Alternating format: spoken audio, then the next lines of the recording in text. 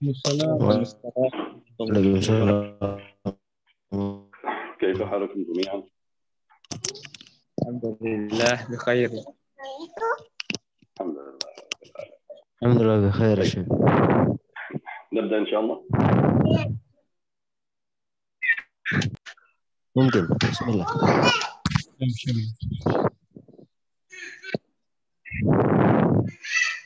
بسم الله الرحمن الرحيم.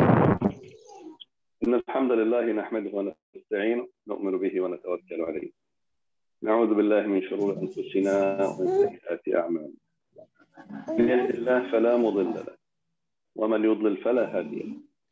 نشهد أن لا إله إلا الله وحده لا شريك له ونشهد أن محمدا عبده ورسوله.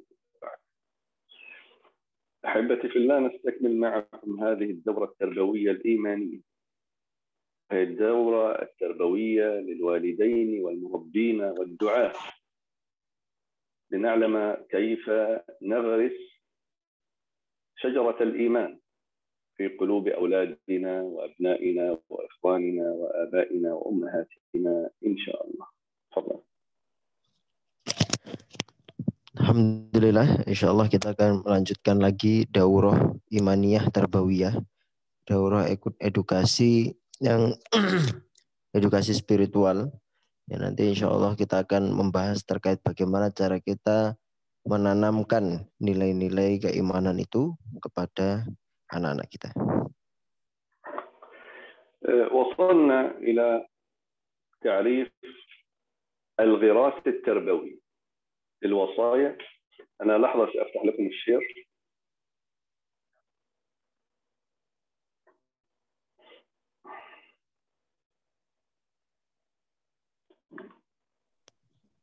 Boleh dibantu share screen-nya? Ayo.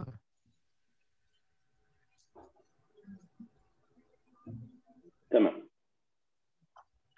اليوم نتناول الغراس التربوي للوصايا العشر، مقدمة وتعريف بالغراس التربوي، أو ممكن نسميها مبادئ علم التربية والسلوك والهدي النفسي. وأرجو أن ينتبه معي جميع المربين، آباء، أمهات، دعاة، داعيات، معلمين، معلمات، كل من يعمل في مجال الدعوة أو مجال التربية لابد أن ينتبه جيدا لمحاضرة اليوم. Jadi di sini Syekh mengingatkan kita untuk lebih fokus lagi, terutama dalam topik pembahasan kali ini, karena siapapun yang memiliki peran dalam aspek pendidikan, boleh itu jadi dai, jadi ustadz, atau jadi orang tua sekalipun, hendaknya memperhatikan dengan benar, dengan baik apa yang akan disampaikan oleh Syekh pada hari ini. أسلوب الدراسة يا أحباب ومراحل لابد أن نعرف جيد، وما هو معلوم في العلوم التربوية أن الأسلوب التربوي للفرد يتباين ويختلف باختلاف المرحلة العمرية.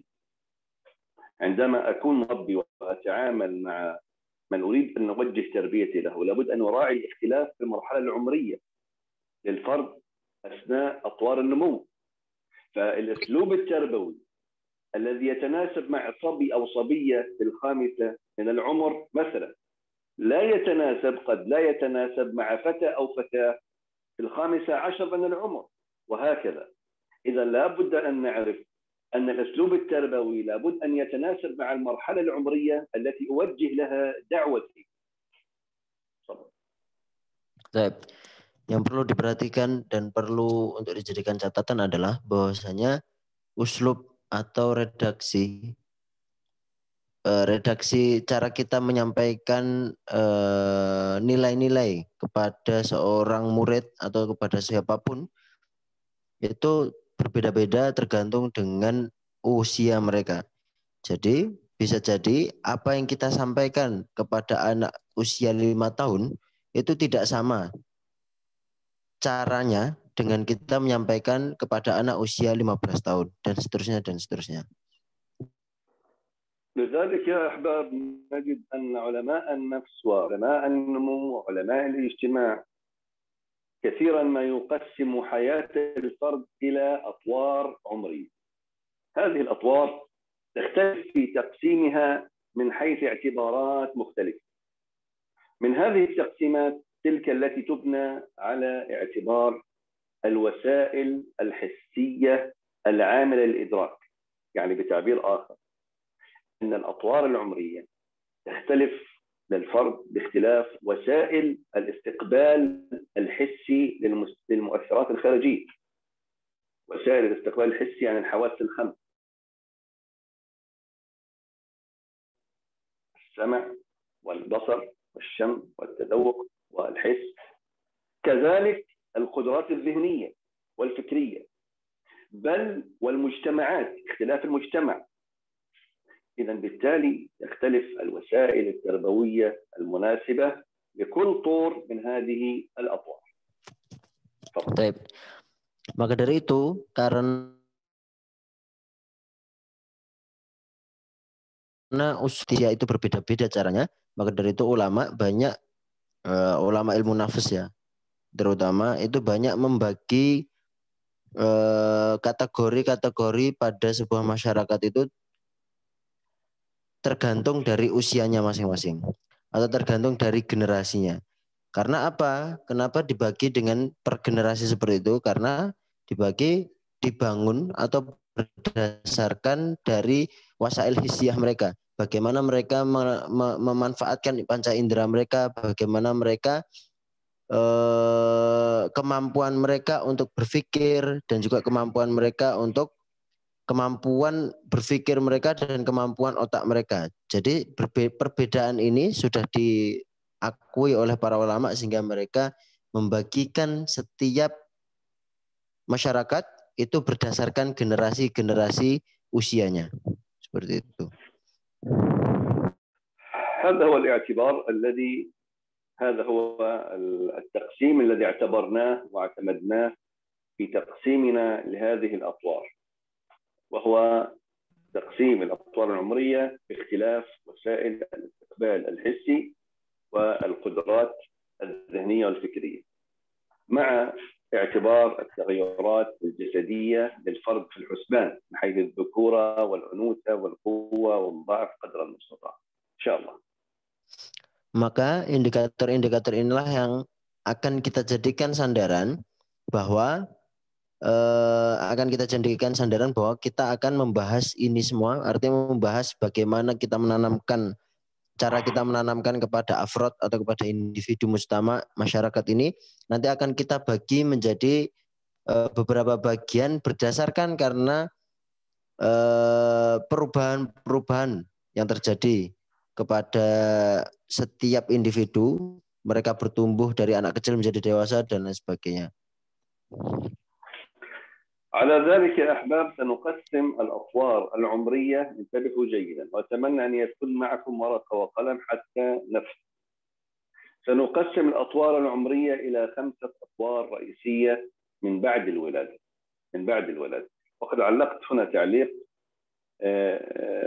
صحيح أن الأطوار العمرية التي سوف نقسمها من بعد الولادة، لكن تبين أن الطفل قبل الولادة في أثناء الحمل له قدرة الإدراكية التي ممكن أن نبدأ برنامج التربية من أثناء الحمل، ولكن هذا لعله سيكون في بحث منفصل أو بحث لاحق إن شاء الله بإذن الله.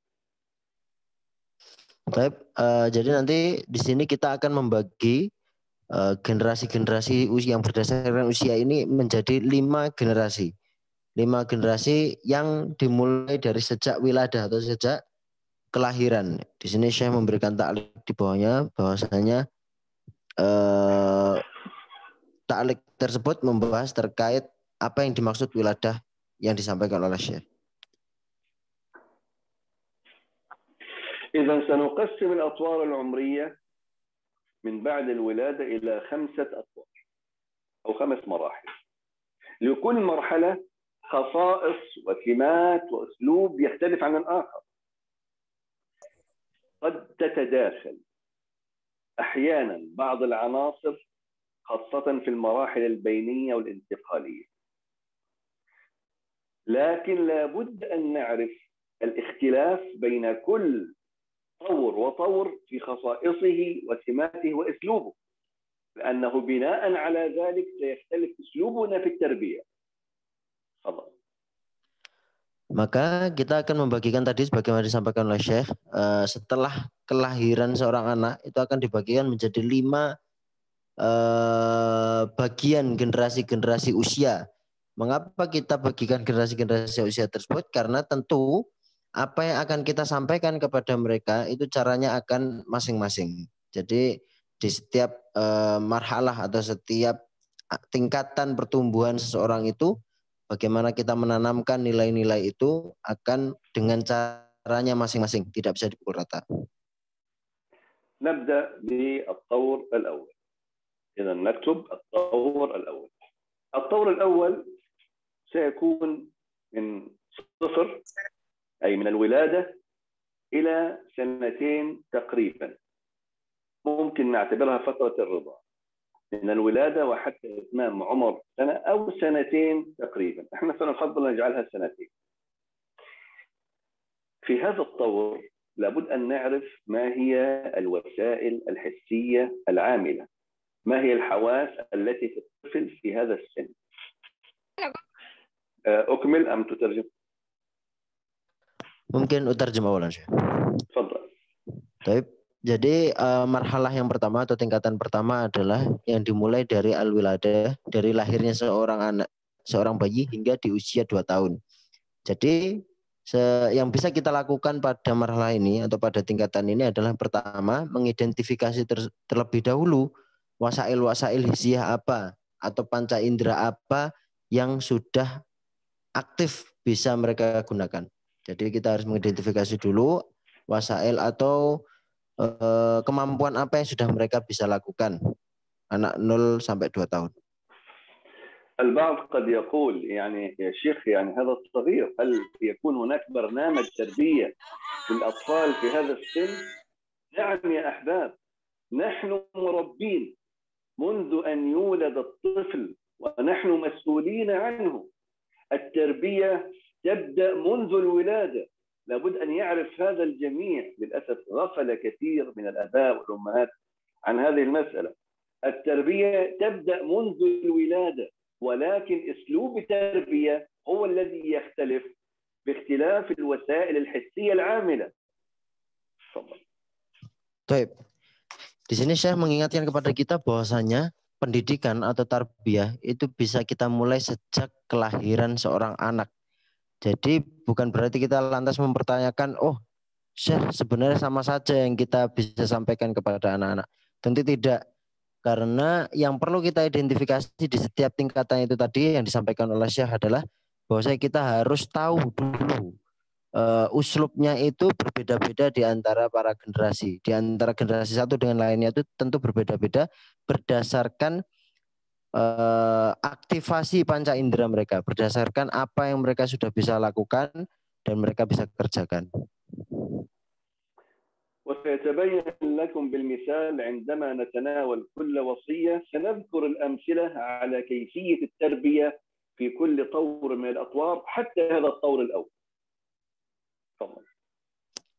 Dan nanti insya Allah sebagaimana disampaikan Syekh kemarin juga bahwa saya nanti akan disertakan juga bagaimana cara kita mengajarkan di setiap generasi ini. Jadi selain kita belajar teorinya, nanti juga akan diberikan contoh oleh Syekh. قبل أن أكمل بدراستي لأسلوب التربية وأن نبني شخصية متكاملة جميلة، أنا أشبه ذلك بمن يريد أن يرسم لوحة جميلة. فالطور الأول كالذي يهيئ الخلفية العامة للوحة. لابد أن يهيئ الفنان قبل أن يرسم، لابد أن يهيئ الخلفية العامة للوحة، لا يدخل في التفاصيل في البداية. ثم بعد ذلك في الطور الثاني يبدأ يرسم الإطار العام، ثم بعد ذلك يدخل في التفاصيل شيئا فشيئا. ولاحظ سبحان الله أن الأطوار العمرية تمر بنفس المراحل حتى نرسم صورة إيمانية جميلة كاملة للفرد إن شاء الله. Jadi permisalannya itu adalah seperti ketika kita akan melukis sesuatu atau ketika kita melihat seorang pelukis, apa yang dia persiapkan sebelum dia melukis itulah yang disebut dengan Thor al-awwal atau dengan generasi pertama, yaitu generasi di mana generasi dari usia 0 sampai 2 tahun ini tadi. Jadi selanjutnya setelah disiapkan papannya, disiapkan kanvasnya untuk melukis, maka nanti akan dilanjutkan dengan sketsanya. Maka sketsa ini yang disebut dengan Thor Asani atau generasi kedua. Kemudian setelah sketsa akan ada detail-detailnya, tafsil-tafsilnya, maka itu adalah generasi selanjutnya dan selanjutnya. Maka sebenarnya sebuah lukisan itu baik atau buruknya itu tergantung dengan bagaimana kita mempersiapkannya. Maka dari itu inilah pentingnya kita menanamkan imaniyah, tarbiyah imaniyah ini kepada anak-anak kita dari mulai usia dini.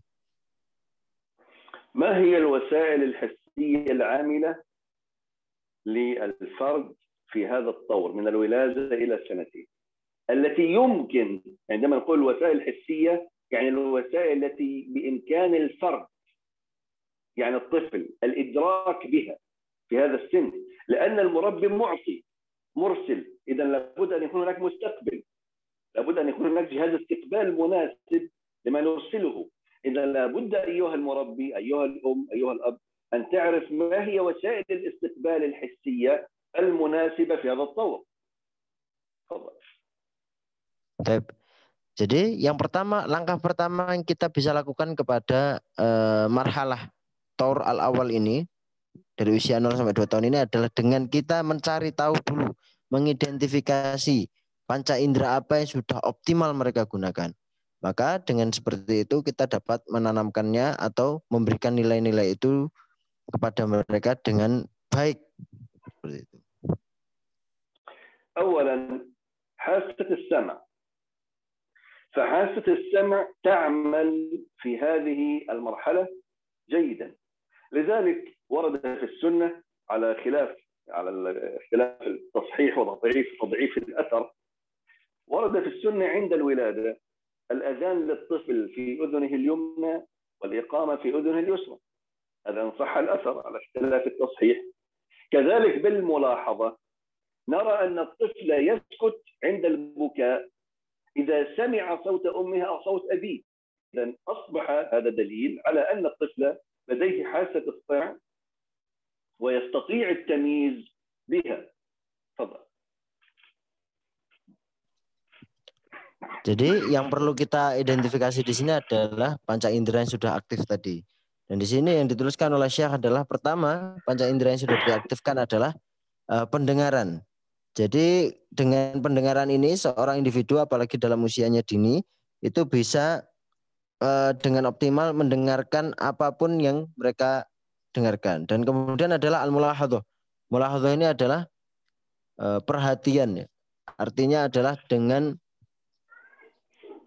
refleks mereka, biasanya anak kecil itu kalau menangis itu akan berhenti menangis ketika mendengarkan suara ibu atau bapaknya. Maka dua his ini, dua indera ini yang bisa dioptimalkan untuk tarbiyah imaniyah ini. الحاسة الثانية في هذا الطور من الولادة إلى سنتين بالنسبة لحاسة الشم، حاسة الشم أيضا تعمل، فقد ثبت أن الطفل يتعرف على أمه غالبا بمجرد أن تضمه لصدرها ولو لم تتكلم، ولا يفعل هذا مع غيرها. إذا أثبت هذا أن الطفل يمكن أن يتعرف على الأم من خلال حاسة الشم. إذا أراعي هذه الحاسة في التربية. تفضل. Yang kedua adalah indera penciuman. Jadi indera penciuman ini biasanya seorang anak itu mengetahui apa yang mereka sentuh, mengetahui apa yang mereka rasakan itu dari indera penciuman ini. Maka ketika kita dapat mengoptimalkan indera ini juga akan dapat mempermudah kita dalam menanamkan tarbiyah imaniyah itu sendiri. الحاسة الثالثة حاسة الحس الجلدي.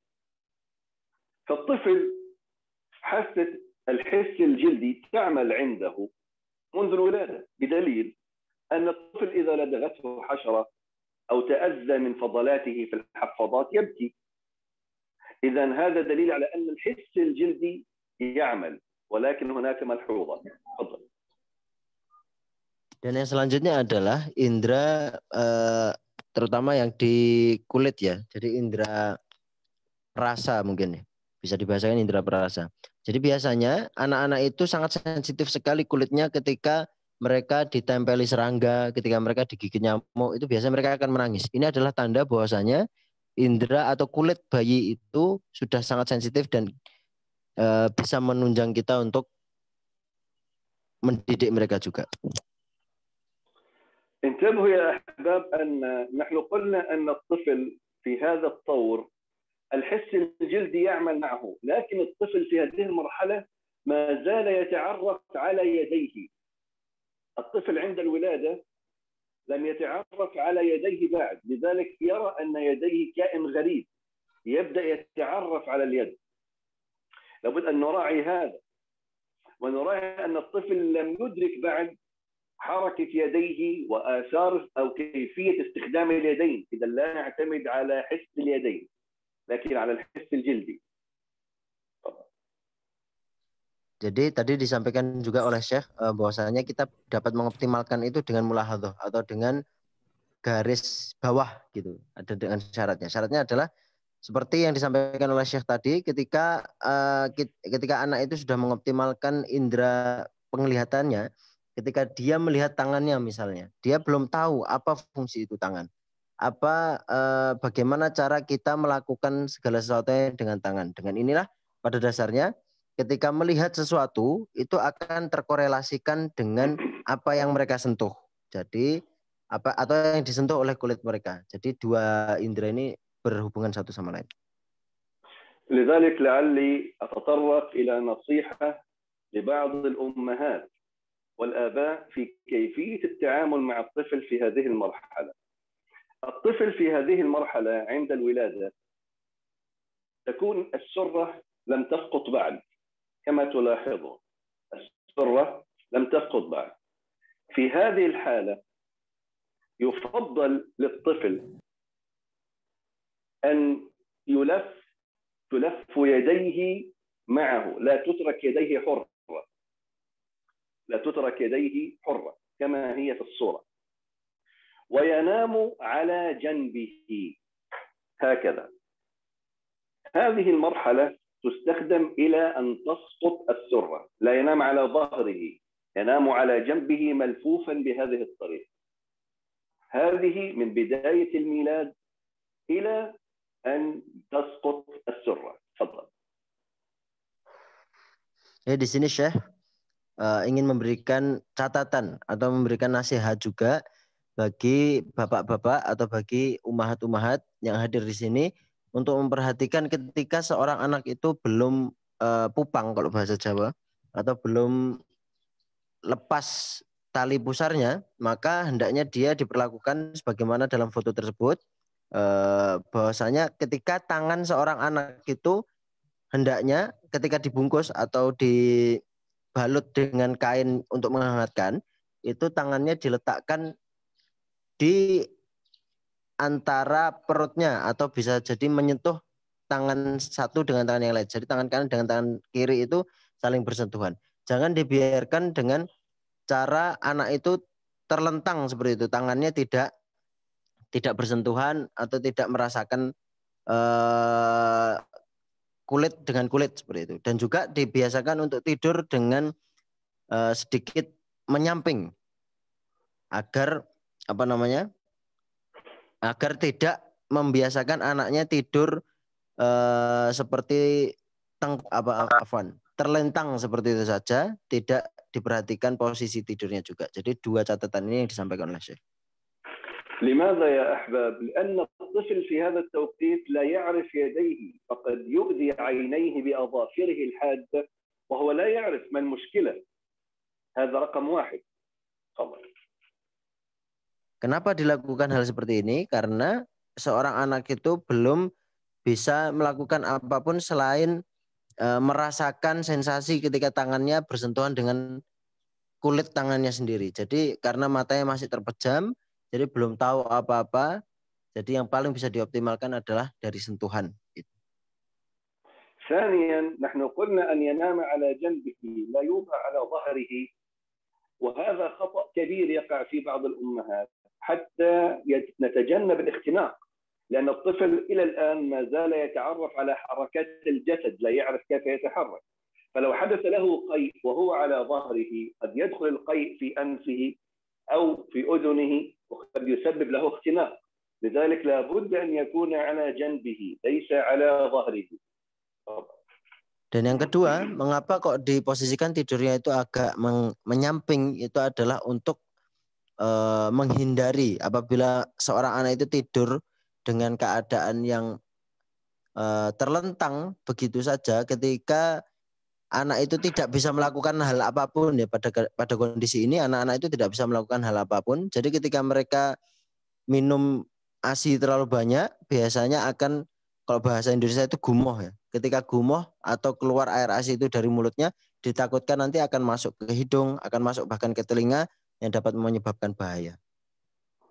ثالثا من أخطار نوم الطفل على ظهره كما يتركه البعض، كما يفعل كثير من الأمهات الآن، أن هذا يصيب الطفل كثيرا بالانتفاخات، الغازات الكثيرة في البطن، لأن نومه على الظهر يجعل خروج الريح من دبره صعب لأنه ينام على الدبر، فبالتالي يزيد من الانتفاخات، ونجد أن الطفل كثير البكاء بسبب الانتفاخات في هذه المرحلة، الغازات يعني.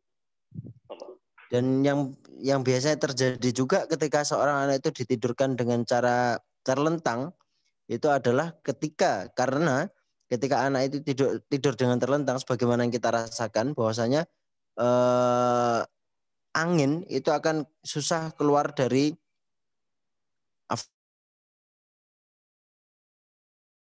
duburnya, maka akan mendorong gizi-gizi anak atau mendorong makanan-makanan yang sudah diserap oleh anak itu ke atas, mendorong ke atas dan menyebabkan keluar lagi dari mulutnya.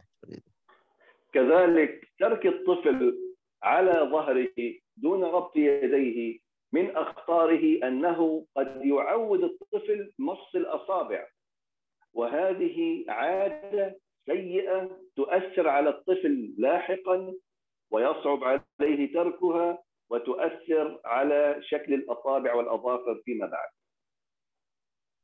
Dan yang selanjutnya adalah ketika kita membiasakan tidur terlentang itu dapat mempengaruhi dengan pertumbuhan jari-jemari bayi, pertumbuhan tangan bayi dan juga kuku-kukunya. Jadi ketika kita biasakan tidur dengan menyamping, itu dapat mengoptimalkan pertumbuhan jari, tangan dan juga kuku bayi. طيب. بعد سقوط السرة يبدأ الطفل ينام بهذه الطريقة، ينام الطفل على بطنه يديه ممددة إلى الأمام بهذه الطريقة. تفضل. Kemudian setelah setelah tali pusarnya sudah terlepas dari seorang bayi, maka mereka akan mulai belajar bagaimana tidur tengkurap, yaitu seperti yang difoto, bagaimana mereka meletakkan tangannya itu ke atas, ke arah atas bagian tubuhnya seperti itu. أولا لنتجنب أن يؤذي الطفل عينيه بيديه، لأن حركة اليد ليست حرة كما إن كان على ظهره. Maka yang pertama, ketika anak itu sudah tidur seperti ini, manfaatnya adalah agar memperkecil kemungkinan seorang anak itu bisa melukai matanya sendiri. Jadi tangannya itu tidak betul-betul bergerak bebas. Berbeda dengan jika anak-anak tidur dengan tengkurap, itu tangannya bisa bergerak bebas dan dapat melukai bagian tubuhnya, terutama matanya.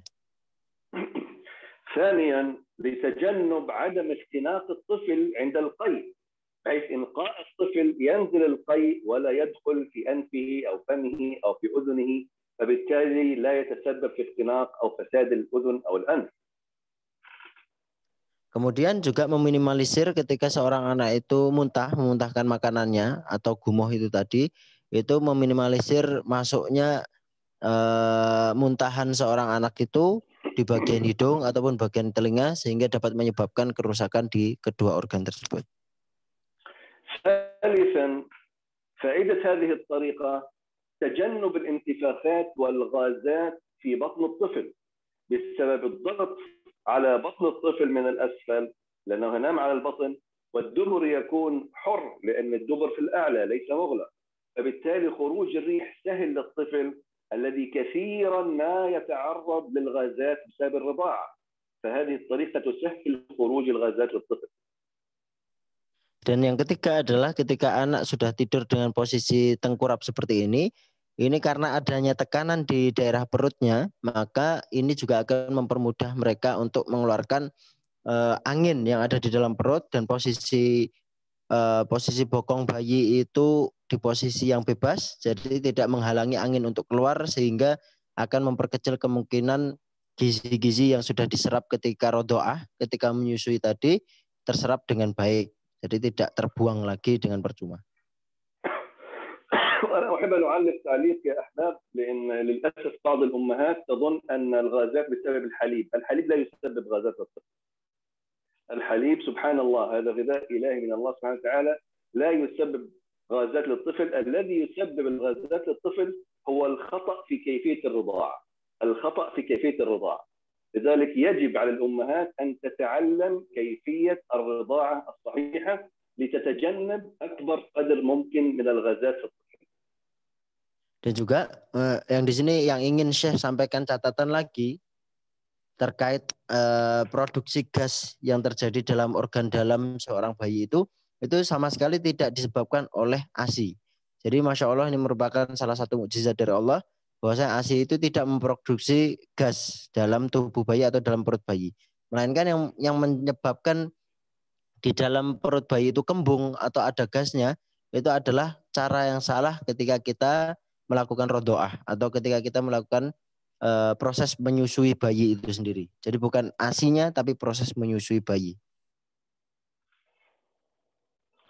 الفائدة الرابعة من هذه الطريقة لتقوية عضلات الرقبة والظهر لأن الطفل شيئا فشيئا سيبدأ أن يحرك رقبته للأعلى وظهره كذلك الأعلى. هذا ييسر زحف الطفل بعد ذلك على قوائمه الأربعة وحركته إن شاء الله.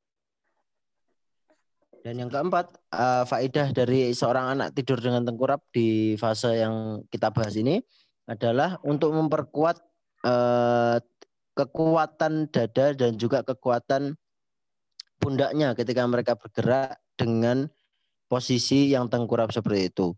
Jadi untuk mempermudah juga pertumbuhan mereka kelak ketika dewasa untuk memperkuat fisiknya ketika mereka bertumbuh dewasa. يستمر الطفل على هذا الوضع وضع النوم هذا من بعد سقوط السرة إلى أن يبدأ الطفل في الحركة إلى أن يبدأ الطفل أو يكون قادر على أن يتحرك بحريته. Dan seorang anak akan tetap tertidur dengan posisi yang seperti ini sampai nanti anak tersebut mampu untuk melakukan gerakan-gerakan lainnya sesuai dengan kemampuan atau kekuatan anak itu sendiri. عندما يبدأ الطفل يكون قادر على أن يتحرك بحيث أنه إذا قام مثلا يستطيع أن يحرك رأسه إلى غير ذلك ننتقل إلى كيفية النوم الجانبي فينام الطفل على جنبه الأيمن بهذه الطريقة. عندما ينام الطفل نعوده على هذه الطريقة يوضع الطفل على جنبه الأيمن كفه تحت وجهه بهذه الطريقة وممكن بدون الكف. المهم أنه نبدأ نعوده على أن ينام على جنبه. Kemudian setelah seorang anak itu sudah mampu untuk melakukan gerakan-gerakan lainnya, mungkin sudah mampu untuk menggerakkan kepalanya, menggerakkan lehernya, maka akan alangkah baiknya atau di sini disarankan oleh Syekh Hafizullah Ta'ala untuk mulai menidurkannya dengan cara menyamping. Karena ini adalah posisi terutama ke arah kanan, di samping kanan, karena ini adalah posisi yang sangat baik untuk kesehatan kita. لكن قبل أن ننتهي تعليق مهم عندما قلنا أن الطفل ينام على بطنه لابد أن تكون يديه للأمام هكذا، لكن عندما يكون يديه للخلف هذا خطأ يقع فيه البعض وهذا خطر كبير جدا. Dan ini ada catatan penting juga, ketika seorang anak itu tidur dengan posisi perutnya di bawah atau tengkurap, maka hendaknya kita arahkan tangannya ke arah depan. Tidak seperti yang di foto, salah untuk menidurkan bayi, karena menurut penelitian banyak sekali bahaya yang disebabkan karena salahnya cara tidur seperti ini. لذلك عند إصابة الطفل بأنواع عندما يتألم الطفل بسبب الغازات والألم في بطنه تكون هذه الطريقة الصحيحة لحمله. هذا ليتعلمها الآباء والأمهات. Maka ini juga merupakan salah satu cara untuk kita pelajari bagaimana agar seorang anak itu tidak terkena dengan penyakit seperti kembung dan lain sebagainya itu dengan cara menggendong seperti ini. Ini juga merupakan salah satu cara untuk mempermudah seorang anak itu mengeluarkan gas-gas yang ada di dalam perutnya. تمام. نرجع إلى موضوعنا.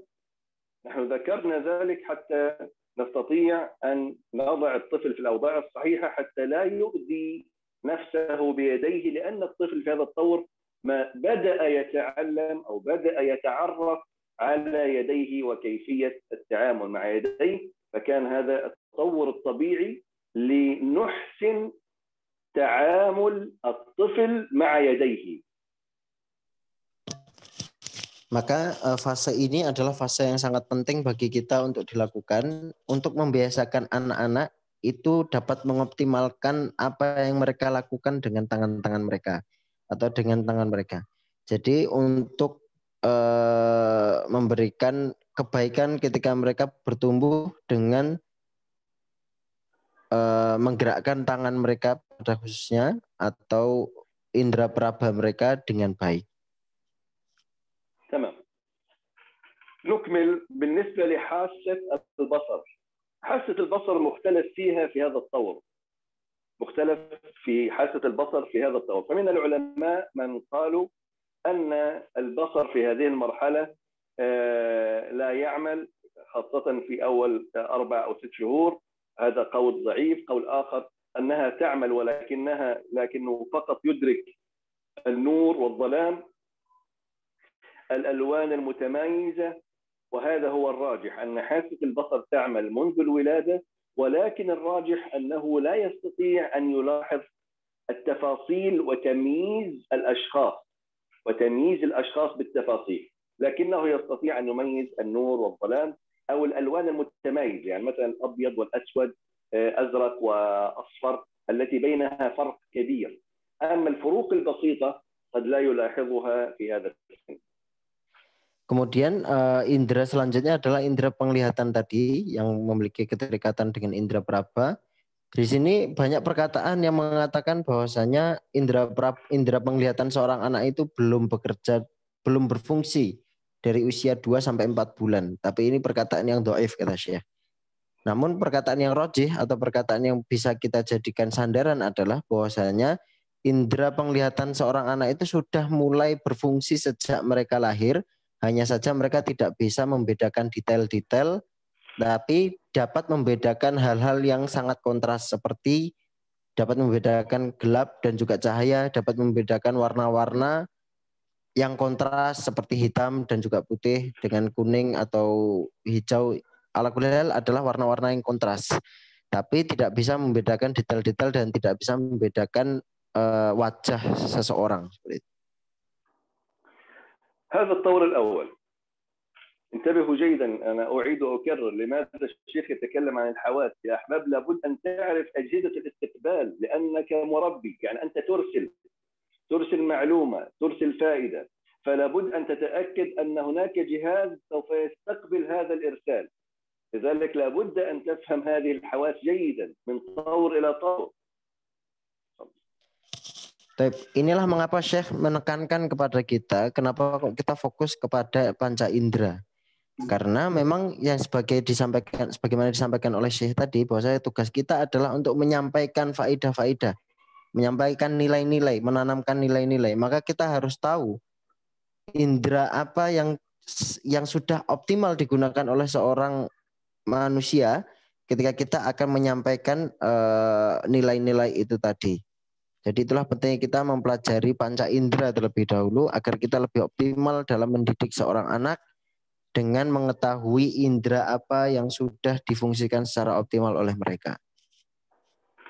الطور الثاني يا أحباب، الطور الثاني يبدأ من سن 3 أعوام إلى نهاية عمر 5 أعوام تقريبا. ممكن نعتبرها سن الكيجي، سن الكيجي. إذا هنا الذين يعملون في مجال الكيجي الرياض الأطفال لابد أن يراعوا هذه المسائل جيد. إيش الكيجي أو إيش؟ الكيجي هي مرحلة ما قبل المدرسة، عندما يدخل الطالب إلى الكيجي في سن 3 سنوات 4 سنوات 5 سنوات، ثم ينتقل إلى المدرسة من سن 6 سنوات. تسمي هذا عمر الكيجي أو عمر رياض الأطفال. Aywa, baik. Selanjutnya adalah kelompok umur atau tingkatan atau generasi dari usia 3 sampai 5 tahun. Yaitu di sini saya menyebutkan KG. Mungkin kalau di Indonesia itu disebut dengan balita ya. Disebut dengan balita karena di sini sudah anak-anak itu sudah mulai bisa menggerakkan badannya dan juga sudah mulai mengetahui bagaimana cara menggunakan panca indera. ما هي الوسائل الحسية العاملة في هذا الطور؟ في هذا الطور تكون قد اكتملت الوسائل الحسية تقريبا. السمع مكتمل، الشم مكتمل، الحس الجلدي والتعرف على يديه قد اكتمل، لكن يضاف إلى هذا الطور حاسة البصر وهي وسيلة الاستقبال البصري. لأن احنا ذكرنا في الطور الأول أن حاسة البصر لا يمكن أن أعتمد عليها لأنه لا يستطيع أن يميز تمييز دقيق، لكن في هذا الطور حاسة البصر أصبحت تعمل بشكل دقيق. إذن وعليه يصح خلال هذه الفترة تعليم وتربية الطفل عن طريق العين والمشاهدة والقدوة والمثال، بينما في الطور الأول لا نركز كثيرا على حاسة البصر. Apa saja wasail-wasail atau media-media panca indera yang sudah mulai optimal difungsikan oleh anak-anak di usia ini? Yang pertama adalah asama. Asama itu adalah pendengaran. Jadi pendengarannya sudah mulai sempurna. Dia sudah mendengarkan apapun yang kita bicarakan dan juga mendengarkan apapun yang dia dengar. Kemudian asyum. Asyum ini adalah penciuman. Indera penciumannya juga sudah mulai sempurna. Kemudian al-jild atau peraba. Indera peraba tadi juga sudah mulai sempurna. Dan ada tambahan yang ditekankan di marhalah ini atau di tingkatan ini adalah indera penglihatan. Sebagaimana tadi disampaikan oleh Syekh bahwasanya di tour yang pertama atau di tingkatan yang pertama itu kita tidak bisa bersandar dengan indera penglihatan karena memang penggunaannya belum sempurna. Mereka masih banyak menggunakan dengan al-jildi atau indera peraba yang lebih optimal yang dipakai oleh seorang bayi. Namun di usia 3 sampai 5 tahun mereka sudah mulai bisa melihat. Jadi kita sudah mulai bisa mengajarkan seorang anak itu dari apa yang dia lihat, dari apa yang dia tonton, dan juga dari apa yang dia contoh dengan apa yang dia lihat seperti itu. Jadi sudah bisa meneladani apa yang kita lakukan. كذلك في هذا السن لابد أن نراعي أنه حاسة التذوق أصبحت أكثر حساسية من ذي قبل. Kemudian dari usia 3 sampai 5 tahun ini, hasatut tadzawuq atau indera pengecapnya juga sudah mulai sempurna atau sudah mulai optimal difungsikan oleh para anak-anak daripada taur sebelumnya atau tingkatan usia sebelumnya. انتبهوا معي جيدا لهذه النقطة. في هذا الطور والذي هو من عمر 3 إلى 5 أعوام بداية الآن الحواس خلاص، احنا الحواس الآن اكتملت، لكن هناك خصائص سوف تظهر. هذه الخاصية وهي بداية عمل الذاكرة التخزينية المرئية التفصيلية في نهاية هذه المرحلة. يعني في نهاية هذه المرحلة، نهاية 5 سنوات أي عمر 5 سنوات، تبدأ الذاكرة عن طريق البصر، يبدأ كاميرا الفيديو للطفل بالتفصيل، كاميرا فيديو تعمل. صحيح هو لا يعرف التفاصيل، يعني لا يعرف التفاصيل التي في كاميرا الفيديو، لكن هو يخزنها في ذاكرته. تفضل. Jadi yang perlu menjadi pembeda yang sangat-sangat dominan dari tingkatan usia ini dan juga tingkatan sebelumnya adalah kemampuan seorang anak itu untuk menggunakan memorinya dari apa yang mereka lihat. Jadi ini pentingnya kita memperhatikan indera penglihatan mereka pada saat di usia 3-5 tahun. Jadi apa yang mereka lihat itu meskipun mereka tidak tahu detailnya seperti apa, tapi apa yang mereka lihat itu mereka tangkap dan mereka simpan di dalam memori mereka untuk selalu jadi ingatan mereka seperti itu. إذا انتبهوا جيدا لهذا الأمر الخطير. فالطفل ربما لا يعرف تفاصيل ما تم تخزينه في الذاكرة، لكن هذا الذي خزنه في الذاكرة سيجتره أو سيعيده أو سيسترجعه لاحقا، وسيؤثر على ردود أفعاله، فأصبح ذلك كأنها باك جراوند، خلفية لفكر وعقل الطفل. تفضل. Maka yang perlu kita tekankan untuk diperhatikan adalah di sini. Jadi ketika meskipun mereka meskipun mereka tidak mampu membedakan detail-detail apa yang mereka lihat, tapi ketika apa yang mereka lihat itu sudah masuk ke dalam memori mereka, mungkin mereka tidak bisa melakukannya sekarang. Namun ini akan menjadi background mereka, akan menjadi landasan dasar mereka dalam mereka berbuat. Jadi seolah-olah apa yang mereka lihat sekarang itu nanti dampaknya bisa jadi ketika mereka sudah bertumbuh, yaitu ketika mereka sudah mulai lebih optimal lagi memanfaatkan panca indera mereka. Jadi dampaknya bukan ketika anak itu masih kecil, tapi dampaknya adalah ketika mereka sudah tumbuh dewasa. أضرب مثال بسيط. لو أن طفل في هذه المرحلة كان في بيئة لا يوجد فيها إسلاميين مثلا، لا يرى الحجاب، لا يرى مثلا اللحية، فيعتاد عقله التخزيني الفيديو اعتاد أن يصور رجال حالقين ونساء متبرجات، رجال حالقين نساء متبرجات. بعد ذلك عندما يرى رجل حليق أو امرأة محجبة مثلا يبدأ يخاف، تجد ابنك احتضنك يخاف. لماذا؟ هو أصلا لم يتعامل مع هذا الشخص، لأن رأى شيئا يخالف الباك جراوند الذي عنده والذي ألفه واعتاده. تفضل. Baik. Jadi seperti yang dimisalkan oleh Syekh, di sini Syekh memberikan kita sebuah misal ketika seorang anak itu tidak dibiasakan melihat seorang yang mungkin berjenggot atau seorang yang ibu-ibu yang berjilbab. Jadi mereka terbiasa diperlihatkan dengan hal-hal yang tidak memiliki background keislaman yang kuat. Jadi seperti melihat seorang perempuan yang tanpa jilbab atau seorang laki-laki yang tanpa jenggot, maka mereka akan terbiasa dan menjadikan itu sebagai background. Ketika mereka nanti bertemu dengan orang-orang yang berjenggot, mereka akan takut. Bertemu dengan orang-orang yang berjilbab, mereka pun juga akan takut. Maka dari itu, ini adalah fase di mana mereka mengumpulkan ingatan-ingatan, memori-memori tersebut di ingatan mereka, sehingga dapat berdampak ketika melihat hal-hal baru yang mereka tidak biasa bertawun atau bertemu bersosial dengan kebiasaan-kebiasaan Islami tersebut. والدليل على ما ذكرناه يا أحباب أنه بداية من عمر 5 سنوات، من بداية عمر 5 سنوات تبدأ تعمل الذاكرة التخزينية المرئية التفصيلية. دليلنا على ذلك أن علماء الحديث في الإسلام اعتبروا برواية من بلغ عمره 5 سنوات، وهذا استنادا لأثر محمود بن الربيع أحد الصحابة رضي الله عنه حين ذكر مجها النبي صلى الله عليه وسلم في وجهه وهو ابن 5 سنين. ما معنى مجه؟ مجه أي النبي وضع ماء في فمه ومجه أي قذف الماء على وجه محمود بن الربيع وهو ابن 5 سنوات. فاستدل العلماء بذلك على أنه يعتبر الذاكرة التخزينية من سن 5 سنوات.